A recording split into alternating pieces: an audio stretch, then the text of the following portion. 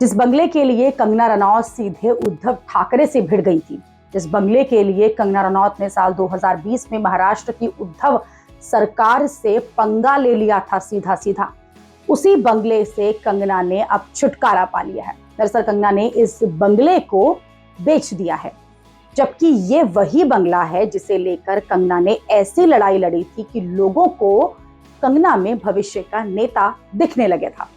तब लोग ये मान रहे थे कि मुंबई में रहकर शिवसेना से टकराना आसान नहीं है, लेकिन कंगना ने अपने बंगले के लिए शिवसेना से भी भिड़ गई थी।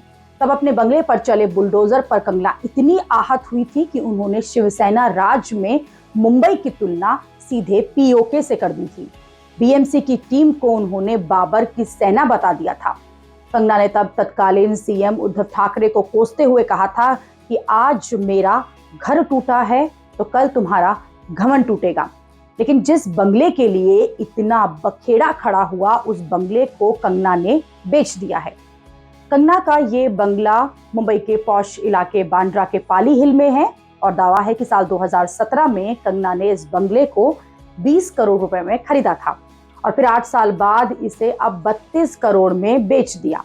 इस बंगले में कंगना का ऑफिस भी था। साल 2020 में इसी बंगले के एक हिस्से को अवैध बताते हुए बीएमसी ने इस पर बुलडोजर चला दिया था, जिस पर कंगना रनौत भड़की थी।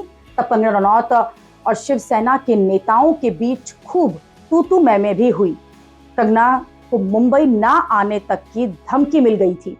कंगना का आरोप था क्योंकि उन्होंने सुशांत राजपूत केस में बॉलीवुड के कुछ लोगों के खिलाफ बोला था, मुंबई पुलिस पर उसने सवाल उठाए थे, इसलिए उससे बदला लिया गया।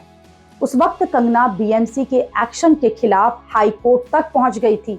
हाई कोर्ट ने उनके बंगले पर चलने वाले बुलडोजर पर रोक लगाई थी।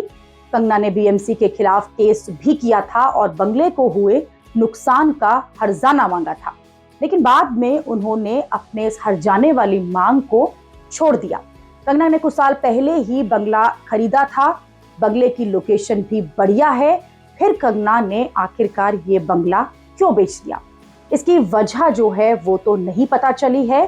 क्या कंगना मुंबई में अपने बंगले को बेचकर ये मैसेज देने की कोशिश कर रही हैं कि उनका परमानेंट ठिकाना तो संसदीय क्षेत्र मंडी है, क्योंकि हाल ही में उन्होंने कहा था कि सांसद बनना आसान नहीं है, काफी वक्त देना पड़ता है और वो अपनी फिल्मों को टाइम नहीं दे पा रही हैं।